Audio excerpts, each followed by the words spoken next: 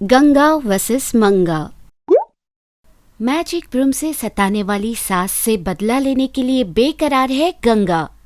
अगर आपने magic broom episode miss कर दिया है तो नीचे लिंक पे क्लिक करें और देखें। लालची बहू और सोने का खजाना। हमेशा की तरह मंगा अपने घर के आंगन में आसमान के नीचे सो रही है। आधी रात को कुएं से जोर से आवाज आई। ये कैसी आवाज थी? कुएं में कुछ गिर गया होगा।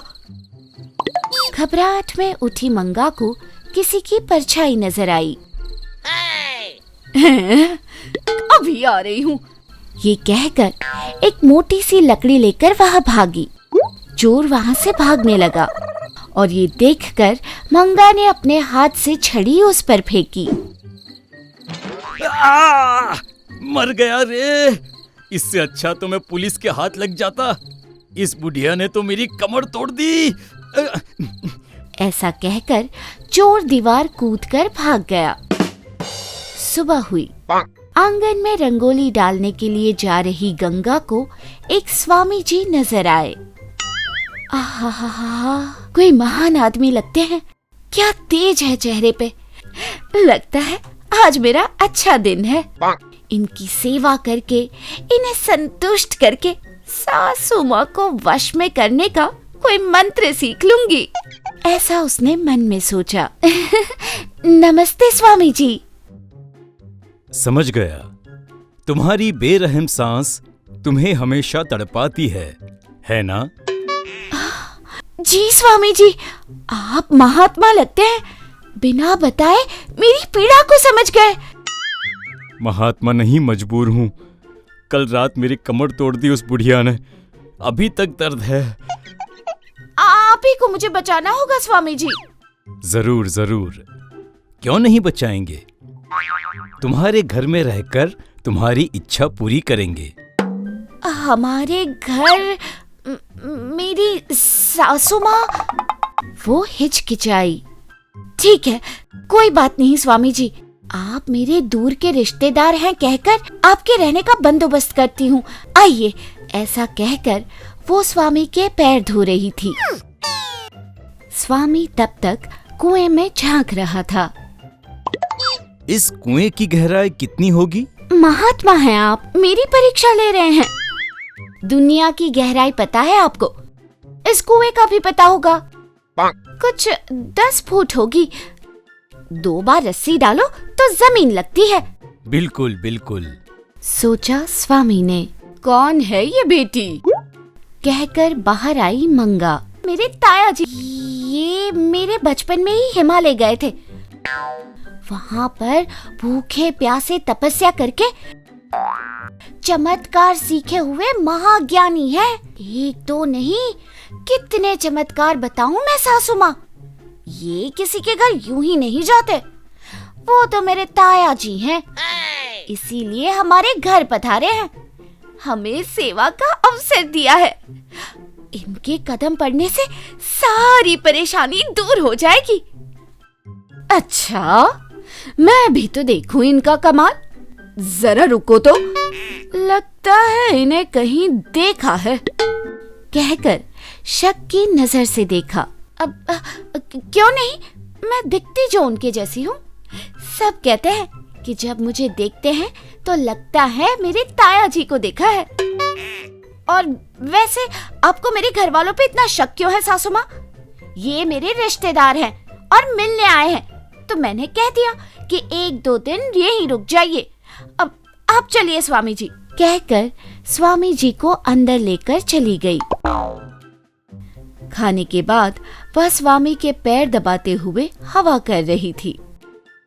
स्वामी, स्वामी। आपको तो सब पता है। ऐसा कोई मंत्र या तंत्र बताइए जिससे मेरी सासू माँ मेरी सारी बात सुने। स्वामी समझ गया कि अगर कुछ नहीं किया तो फंस जाएगा। देखो बालिके, हम तुम्हें केवल एक वर दे सकते हैं, केवल एक। पर उससे पहले तुम्हें जानना होगा कि हम यहाँ क्यों आए हैं। कल रात जब हम अपने आश्रम में सो रहे थे, जमीन के अंदर से सोने के घड़े और सोने की पोटलियों के होने का आभास हुआ। हमने उनका पीछा किया और वो यहाँ तुम्हारे घर के आगे रुक गए। उसमें 2 पेटी पैसा, 10 जोड़ी सोने की चूड़ियां, सोने का कमरबंद और बहुत कुछ था। अगर तुम्हें नहीं चाहिए तो वो खुद धरती में समा जाएंगे और किसी और को मिलेंगे। अब तुम्हारी इच्छा। अब बताओ, तुम्हें सोने की पोटलियां चाहिए या तुम्हारी सांस तुम्हारी बात सुने? क्या चाहिए? भगवान, सोने के घड़े! सासू माँ को तो बाद में भी मना सकते हैं। उसने मन में सोचा, सोना सबको यूं ही नहीं मिलता स्वामी जी। बताइए ना, सोना कहाँ है? सोने के दाम पे ना पिघलने वाली कोई औरत नहीं। खुद ही हंस पड़ा, आंख बंद करके ध्यान करने का नाटक करते हुए। दिख गया, दिख गया। बालिके, तुम्हारे घर के आंगन में जो कुआं है उसमें तुम्हारा सोना है। आज रात को निकाल दूंगा। मगर पर क्या स्वामी जी? अगर बोरिंग पंप में पानी चाहिए तो पानी डालना होगा। बैंक से सूद चाहिए, पैसे डालने होंगे। बिल्कुल। अगर तुम्हें वो सोना चाहिए तो तुम्हें कुछ सोना कुएं में डालना होगा। जितना सोना तुम डालोगी उसका दुगना सोना तुम्हें मिलेगा। दुगना? हाय रे दैया, फिर तो मैं अपने साथ साथ मेरी सासू माँ, अपने पति का, मेरी देवरानी का और मेरे ससुर का भी सोना डालूंगी। ये सब सुन रही थी मंगा। अच्छा, तो मेरा सोना डालेगी? अब बताती हूँ। आधी रात होने को आई और मंगा ने भोलापन दिखाकर कहा, सुनो बेटी, मुझे नींद आ रही है, मैं सोने जा रही हूँ। ऐसा कहकर हमेशा की तरह चौखट पर सोने गई। गंगा ने सोचा कि सास सो गई है और घर का सारा सोना स्वामी के सामने रख दिया। ध्यान में से स्वामी ने आंख खोल के सोने को देखा। आज मेरा अच्छा दिन है, ऐसा सोचकर कहा, चलो अब मैं तुम्हारा सोना कुएं से निकालता हूँ। तुम मदद करोगी मेरी? यह कहकर कुएं की तरफ चला गया। मंगा उसे देख रही थी। गंगा की मदद से कुएं का सोना स्वामी ने बाहर निकाला। हाय रे हाय, लगता है बहुत सोना है स्वामी जी, निकालिए और निकालिए। वो दोनों रस्सी खींच रहे थे। 2 पोटली सोना देखकर गंगा का सर चकराया।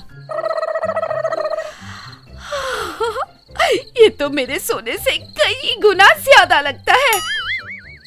क्यों नहीं होगा बालिके, इसमें मैंने भी तो डाला था।